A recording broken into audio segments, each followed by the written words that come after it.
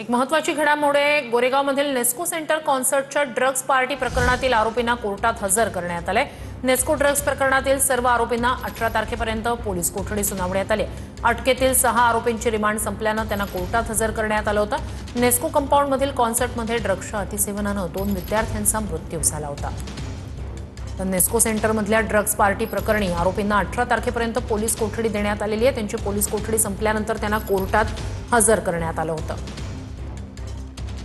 Phone करून पोर्टलद्वारे आनंद पटेल यांनी ह्या ज्या गुंगकारी इकेस टेसी ह्या गुंगकारी पील आहेत, जे औषध आहे म्हणजे जी गोळी आहे ती त्यांनी पुरवलेली असा आनंद पटेलवर आरोप आहे।